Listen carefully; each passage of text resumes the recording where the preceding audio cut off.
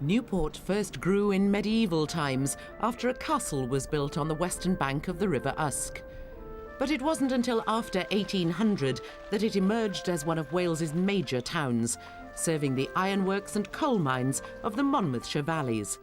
With the development of river wharves and docks, business really boomed. Throughout the 19th century, Newport had competed with Cardiff and Swansea for preeminence among the ports of the South Wales coalfield. By the opening of the 20th century, Cardiff had undoubtedly won, but Newport had proved to be no mean competitor. In 1900, Newport's greatest days as a river town and port were yet to be, for in the early 20th century, Newport docks would lead the world.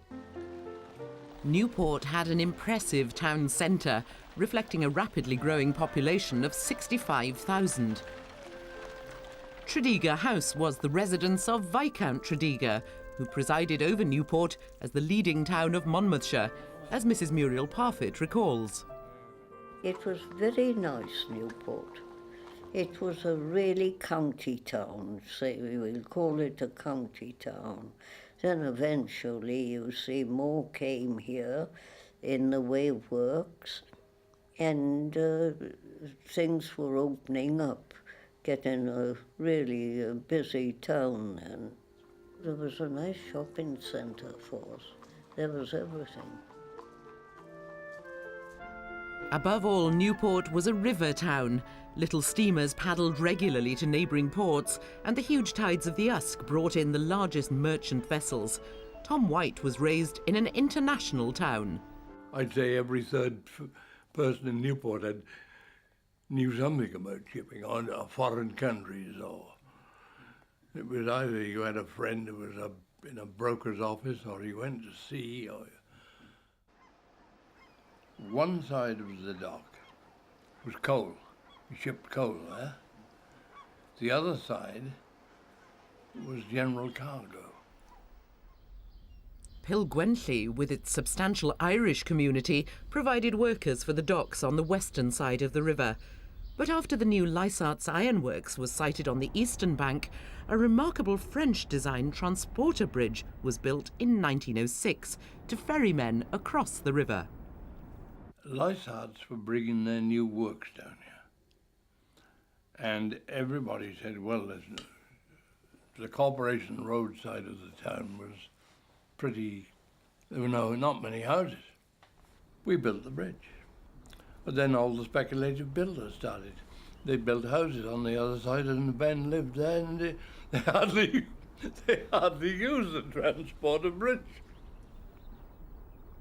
Disaster rocked the town in 1909 when 39 men died as a trench collapsed during a major project to extend the docks. But when opened in July 1914, Newport's sea lock was the biggest in the world.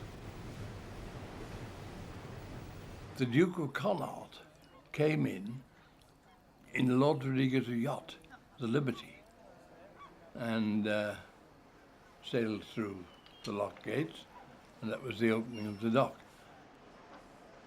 I remember I suppose I was about 5 at the time, being standing in front of a friend's house in Commercial Road and cheering as the Duke came uptown in a carriage with Lord Tredegar and the Mayor, I think. Though edged into second place by the Panama Canal 3 months later, the Newport Sea Lock could receive the biggest vessels of the period. Ship repairing boomed following the outbreak of the Great War, but there was much sadness too. As young men answered the call to arms, Mrs. Parfitt's sister Mildred lost her fiancé. A message flashed across the Pathé News at the Lyceum Cinema. 3 sisters we were that afternoon, and we popped into the Lyceum. I saw Pathé like that, and I said, oh, not much news on that. And I turned to my sister to say something, and all of a sudden I caught my sister's name, Mildred. I said, who's Mildred? What they wanted? Who's Mildred? I wonder they're wanting. would she return home at once?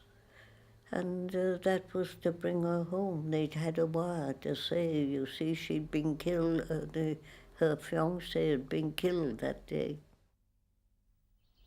The Battle of Ypres saw a major tragedy for Newport with the slaughter of the lads of the 3rd Mons Regiment. Of 500, less than 200 survived. In all, the war claimed 1,400 Newportian lives.